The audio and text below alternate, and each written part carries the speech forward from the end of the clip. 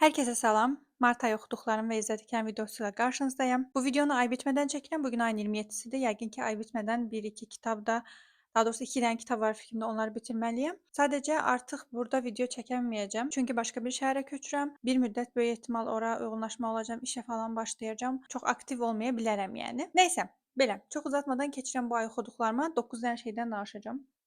Bayağı bir kitab oxumuşam. Birini yarım qoymuşam. O yarım qoyduğum kitab haqqında danışmayacağam. Çünki keçən ayda bir kitabı yarım qoymuşdum. Onlar haqqında ümumi bir video çəkəcəm yəqin ki, il sonunda yarım qoyduğum kitablar deyə. Bitirdiyim kitablardan danışacağam. Birincisi Qazaf Alevin Kaderidir. Bu kitab haqqında keçən ay videosunda demişdim ki, yəni hələ də oxuyuram və ayın əvvəli bitirdim. 500 plus səhifədir, yəni fantastika janrındadır, əslən romantizidir və ilk dəfədir bir romantikalı fantastik belə deyim kitabı çox-çox bəyəndim. Kitaba 5 verdim. 4.5 verməyi də düşünürdüm, amma ümumən 5 verdim. Çünki geriyə dönüb baxanda bəyənmədiyim bir şeyi xatırlama çalışıb tapa bilmirəm. Çünki uzun zamandır, yəni bir fantastik kitabı bu qədər həvəslə oxumurdum. Yəni kitabı kənara qoyanda da düşünürdüm ki, indi görəsən nə olur, nə baş verəcək falan.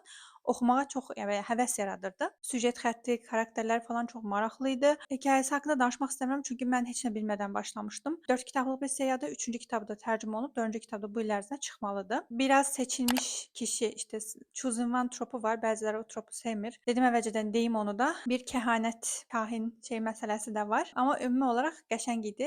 İçində biraz düşməndən eşqə tropu da işlənmişdi, amma çox qəşəng işlənmişdi. İlk dəfə yəni bir kitabda cinsi səhnələr oxuyanda cringe olmadım. Sayı da zaten çox deyildi. 2 yerdə var idi səhv eləmirəmsə. Aralarındakı münasibət çox gözəl işlənmişdi. İndiyə qədər oxuduğum ən inanılır belə süjet xətti var idi kitabın. Çünki bilmirəm, həm verdikləri reaksiyalar falan, həm kitabda baş verənlər çox məntiqli idi. Ara belə tərs köşələr falan olurdu. Çox qəşəng idi. Bir də ən sevdiyim kitabda 2 dənə baş qadın var. Birini düzü kitabın əvvəlində görürük, sonradan çox görmürük. Böyük ehtimal ikinci kitabda daha çox görəcəyik. İkinci qadın qəhrəmanımız isə normalda bizim dünyamızda yaşayıb, anidən özünü başqa bir belə pərilərlə, işte şeylərlə falan arasına tapan biridir. Güclü qadın qəhrəmanlar idi mənə görə. İlk dəfə idi ki, bir kitabda qadın qəhrəmanlar daha ön plandaydı. Onların motivasiyası falan. Nəinki sevgi münasibəti. Ona görə də tövsiyə edirəm, mütləq göz atın deyirəm. Məncə bəyənərsiniz deyə düşünürəm. Digər bitirdiyim kitab Su Kürüdür. Bu kitab əslində Novruz marafonu var idi. O marafon çərçivəsində seçmişdim Su qrupu üçün. Kitab oxudum, yəni son zamanlar bilmirəm belə kitablara nəsə denk gəlirəm.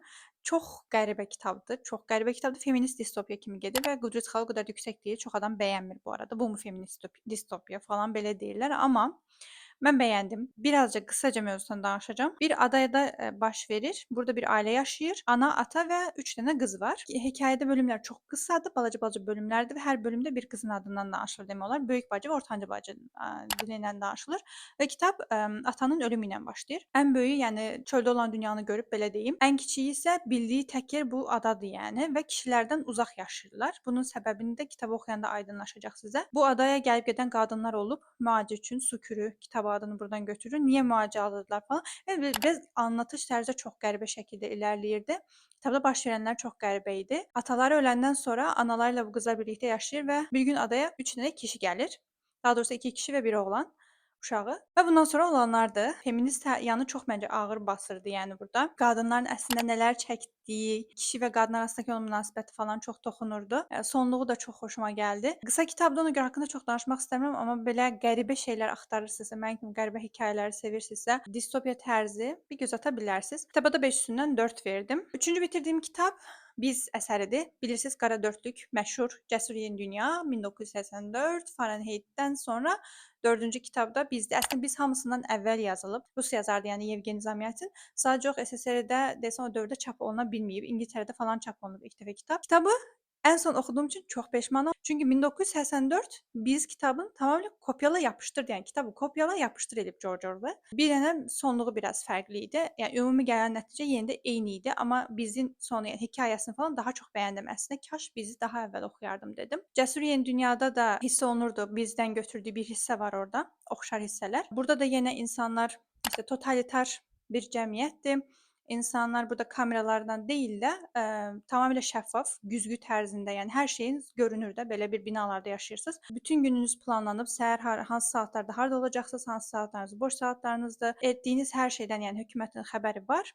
Yenə də baş qəhrəmanınız bir kişidir, bir mühəndisdir. Mühəndisin yolu bir gün bir qadınla kəsişir. Təbii ki, bütün distopiyalarda olduğu kimi burada da qadın aranı qarışdırır və təbii ki, yenə də bundan sonra olanlardır və bu dünyada da insanların adları yoxdur. Yəni ailə anlayışı yoxdur və hər kəsə aiddir. Tövsiyəmdir ki, əgər heç birini oxumamısınızsa 1984 falan, ilk bir kitabını oxuyasınız. Bu arada mən əvvəlcə İTAK-in tərcüməsini oxuyurdum, PDF halında köhnə tərcüməsi var idi onun.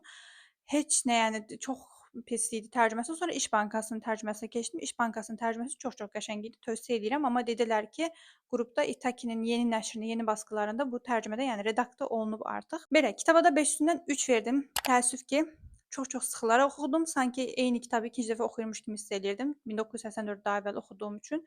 Kaş bunu daha əvvəl oxuyardım. Onda kitaba daha çox belə haqqını verərdim deyə düşünürəm. Sonrakı bitirdiyim kitab Slasher Stephen Kingdən. Bu da fantastik qrupunu oxuyuruq, amma çox adam deyəsən oxumadı.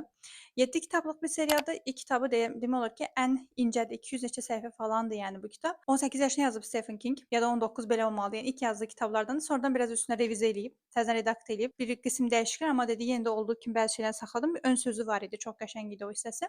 Oxuyanda anlayacaqsınız. Bu seriya həmişə hamı deyir ki, ilk kitabı oxuyub qərar verməyin. Yəni mütləq davam kitablarını da oxuyun. Hətta 3-cü kitabdan sonra falan deyəsən açılır, amma ikinci kitab çox adamın favorisi idi, onu gördüm. Seriyaya mütləq davam eləyəcəm. Kitabı bəyəndim. Çox qəribə atmosferi var idi. Əslində hamı deyir ki, kitabın ilk cümləsi kitabın mövzusunu deyir, yəni nə olduğunu deyir. Bircə dəqiqə tapsam. İngiliscəsindən fərqliymiş bu arada türkçəsi. Nəysə, deyir ki, siyahlı adam çöldə kaçıyordu, silahşördü, peşindeydi. Roland diye bir baş qəhrəmanımız var, silahşördü və siyahlı bir, qara libaslı bir adamın arxasınca düşüb və kitab boyunca da onu tutmağa çalışır, belə deyim, onun arxasınca gedir. Kitab həqiqətən də tam bir proloq kimidir, yəni hekayənin girişi kimidir. Bu kitabı oxuyanda heç nə anlamırsınız dünya barədə, çünki bilmirsiniz, belə çöl kimi bir yerdə yaşayırlar insanlar, sanki bizim dünyanın gələcəyi post-apokaliptik bir dünya kimidir.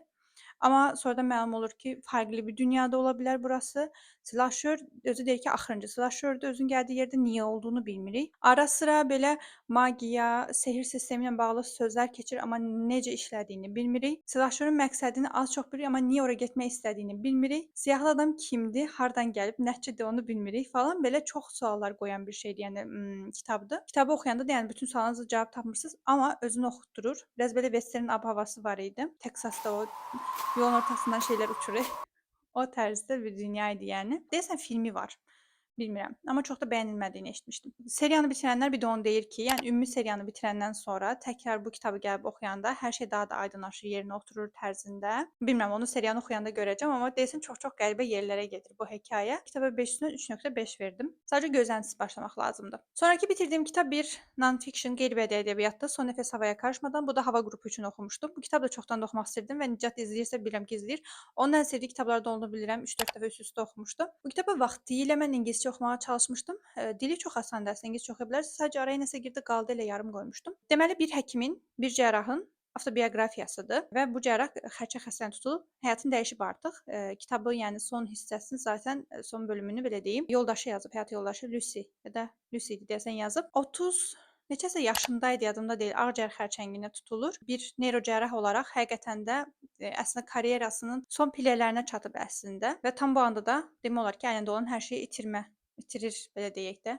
Sadəcə olaraq həmin bu gerçəyə qəbullanma, həyat təcrübəsi, xəstəxanada keçirdiyi günlərdən falan danışırdı.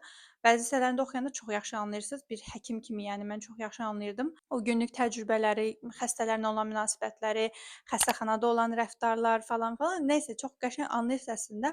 Həyata çox tutunan, yəni həyat yaşamağı sevən biridir. Çox da belə ağıllı bir insandır, zəkidir əslində. Yəni o yaşa çatana qədər əslində bayağı bir araşdırmalarda iştirak eləyir. Yəni çox da hər kəs tərəfindən axtarılan, istənilən bir həkimdir, neyrocərrahdır. İçində olan biri olaraq bilirəm ki, neyrocərrahiyyət çox-çox çətin bir sahədir. Yəni hər kəsin başı üçün deyil, belə deyim. Yuxusuz gecələriniz çox olur, həddən çox yorulursunuz, saatlarla əməliyyatlarda olursunuz. Buna rəğmən yenə də işini çox sevən biridir. Sadəcə o yaşama həvəsi falan mən gəlsə mən biraz daha fərqli yanaşardım. Həyatı yaşamağı çox sevən biri daha çox sevər bu kitabı və daha çox təsir eləyər ona. Mən son bölümündə gözlərim dolmuşdu Lucy'nin Paul haqqında danışdıqda. danışdığı hissələrdə. Kitabı bitirəndən sonra girib şəkillərinə falan da baxmışdım. Çox xoşbəxt belə mutlu bir ailə tablosu olub əslində. Cavan vaxtı həqiqətən çox yaraşıqlı olub. Sonradan xərçəng xəstəliyinə tutulandan sonra, yəni təbii ki, özünü göstərib xəstəliyin əlamətləri də. Paulu tanımaq pis olmazdı deyə düşünürəm. Ona görə də oxumanızı tövsiyə eləyirəm. Sonrakı kitab. Bunu ani bir qərarla əsl başladım. Mən bilmirdim bu kitabı mən yükləmişəm deyə. The Electric State filmi də bu yaxınlarda çıxdı, bilirsiniz, Milli Bobby Brown və Chris Pratt-la. Filminə bacımla bir yerdə baxmaq istədik. Mən dedim tez bir kitabını oxuyum. 70 falan səhifə deyər, ancaq mətnləri yığsaz, ümumi 140 səhifəlik falan bir qrafik romandır. Yazarın həm şəkillər özünə məxsusdur, həm təbii ki, mətn hissəsi. Roman biraz çox yavaş irəliləyir. Sadəcə bir qız və yanında bala bir robot var. Onunla yol getdiyini bilirsiniz. Bir yerə getmək, bir məqsədi var, yəni bir yerə çatmağa çalışır. Amma ora haradır, niyə gedir falan onu sonlara doğru anlayırsınız. Başlayır qız öz həyatından danışmağa, öz anatası, işte sonra qoruyucu ailədə falan qalmağı, öz rəfiqələri falan olan münasibətlərindən danışır bölümlərdə. Biraz çox ağır havası var idi filmindən fərqli olaraq. Filmindən də elə burada danışacağam. Çox belə post apokaliptik değildi, amma apokaliptik bir dünya idi. Yəni sanki dünyanın sonuna doğru gedirmiş kimi, insanların VR başlıqlar kimi belə bir şeylər taxdığı, yəni virtual dünyada yaşadığı bir dünya kimi bir şeydi. Sonluğu çox qəşəng idi, əslində çox ürəyə toxunan idi, çox da bəyəndim, amma kitabın əvvəlki hissəsində o qədər sıxılırdım ki, sırf yəni bitirmək üçün oxuyurdum. Qısa olmasaydı bəlkə yarım da qoya bilərdim, amma içindəki şəkillər çox qəşəng idi bu arada. Ona görə də kitaba 5 üstündən 3 verdim. Kaş hekayə kimi yazardı deyə düşündüm. Hekayə kimi olsa çox əla olardı. Filminə keçsəm, filmi həddən artıq əyləncəlidir. Zaten treylerlərinə baxanda görmüş olarsınız. Yenə ana fikri götürüblər. Yenə bir qızımız və bir robotumuz var. Filmdə amma hər şey əvvəlcədən bilinir. Yəni filmə baxandan sonra kitab oxumanın mənası yoxdur. Düzdür, kitab biraz daha fərqli atmosferi var, amma yenə də daha belə uşaqların ailecək izlənəcək bir film çəkiblər. Yəni klişələr falan çox idi təbii ki. Baxa bilərsiniz, yəni 2 saatlıq belə popkornla izləniləcək bir filmdir. Sonrakı bitirdiyim kitab Zifiri Qaranlıq Yıldızsız Gecə. 4 dənə hekayədən, daha doğrusu mənə görə 2 novella, 2 hekayədən ibarət olan bir kitabdır. Stephen Kingi çox sevdiyimi bilirsiniz. Yəni bu insan hər şey yaza bilir. Niyə qorxu yazarı kimi tanındığını bilmirəm. Haqsızlıq eləyirlər məncə yazara. Hekayələrin hər biri fərqli mövzudadır. Çox qaranlıq bir hekayəsi var. İnsanın qaranlıq hisslərinə toxunur. Daha doğrusu qaranlıq tərəfinə toxunur. Biraz Black Mirror tərzində idi məncə. Ona görə də kitabın adı Zifiri Qaranlıq Yıldızsız Gecədir. Deməli 4 dənə hekayəsi var. 1922-də öz bu arada heç biri spoiler deyil. Spoilerdən zəhləm gedən biri olaraq mən bəzən kommentlər gəlir ki, spoiler vermə, spoiler vermirəm. Minimum məlumat verirəm kitab haqqında, belə deyim. 1922 adlı hekayədə öz arvadını öldürən ferma sahibi olan bir şəxs haqqındadır və oğlunu da buna alət eləyir. Yeniyetmə bir oğlu var. Hekayənin sonuna qədər əslində bu ölümdən sonra baş verənlərdir. Niyə öldürdüyünü falan oxuyanda biləcəksiniz, amma oxuduqca adam əsəbləşir. Bir qadın olaraq təbii ki, o kişinin düşüncələrini oxumaq qıcıq, yəni qıcıq yaradır. Sonradan nələr başına gəlir və həmin insanın içində yaşadığı o çatışmalar falan oxuyursunuz. Düşüncələrini oxuyursunuz, sonra oğlu ilə başına gələnlər falan. Hekayəsi təsirlidir. Filmi varmış, filminə də baxacağam. İkinci hekayə Qoca Şoför. Burada biraz mən triggerləndim. Bunu oxumadan əvvəl bilsəydim oxuyardım, amma bilmirəm, bəlkə də oxuyardım. İçində cinsəl istismar var. Daha ağır forması, amma burada adını çəkəməyəcəm. Çünki bilmirəm YouTube bunu qadağa qoyub və yaxud da yox. Ona görə biraz ilk başdan oxuyanda çox çətinliklə oxudum. Hətta son sözündə King özü də yazıb ki, mən də yazarkən bunu çətinlik çəkdim. Amma bu həqiqətən də nə qədər gözümüzü yummağa çalışsaq da dünyada hər an, hər saniyə, hətta bu an belə baş verən bir şeylərdəndir. Yəni qarşısı nəysə. Sonradan burada bir, yəni anlaşılır üzrə bir qadın personajının gözündən oxuyuruq. Bu hadisə başına gələndən sonra qadın qəhrəmanın aldığı bir qərar var. Nəsə onu hekayəni də bilərsiniz, hekayəni oxuyanda bilərsiniz və sonluğunu təxmin eləmişdim. Amma tam da istədiyim şəkildə bitdi. Üçüncü hekayə Adil Uzatma. Bu hekayədə şeyə toxunub King, şeytanla anlaşma. Yenə xərçəng xəstəliyinə tutulan bir baş personajımız var. Şeytanla bir anlaşma edərək ömrünü uzatmağa çalışır, amma bu təbii ki, bu anlaşmaların qarşısında şeytanın istədikləri həmişə çox da asan şeylər olmur. Nə olduğunu yenə oxuyanda bilərsiniz. Sonu belə çox ani bitdi. Heç belə bitəcəyini gözləmirdim. Fərqli idi, yəni indi gözlədiyimdən fərqli idi. Dördüncü hekayə isə iyi bir evlilik. 25 ilə yaxındır xoşbəxt bir evliliyi olan bir qadının bir gün əri haqqında çox qaranlıq bir sirri aşkar etməsi ilə başlayır. Yenə toxunduğu mövzu lazımlı mövzulardan idi məncə. Yenə son sözdə bu barədə yazıb, bütün hekayələrin ilhamın hardan gəldiyini falan və dediyim kimi bu hekayələrin hər biri əslində həyatda olan şeylərdir. Bəzi insanların o gizlədə bilmədiyi qaranlıq tərəflərini üzə çıxarıb. Bu psixologiyanı çox qəşəng yazıb. Kingi çox sevirəm, bilmirəm. Koca Şəfərdə də İyi bir evlilikdə də qadın baxış açısına yazır və o qədər səliqəlimi deyim, qadın hisslərini çox qəşəng ötürə bilir. Bir qadın bədənində olmaya normalda yəni kişi yazarlar bunu bacara bilmirlər. Ona görə də Stephen King yəni möhtəşəm bir yazardır mənə görə. Çox-çox tövsiyə edirəm ki, oxuyasınız. Amma dediyim kimi çox qaranlıq ab-havası var. Çox depressivsə uzaq durun məncə. Son bitirdiyim kitab da Kəndinlə Savaşma Sənəti. Bu da qeyri-ədəbi ədəbiyyatdır. Yanvarın son günü başlamışdım əslində. Bu kitab belə bir gündə oturulub bitiləcək bir kitab deyil. Çox sadə dillə yazılsa da 2 nəfər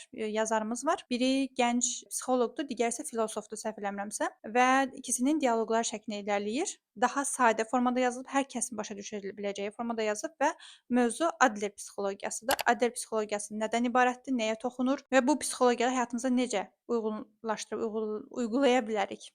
Az öncə o sözlər yadıma düşmür. Az-az oxuyub altına həddən çox xəttlədiyim kitabdır.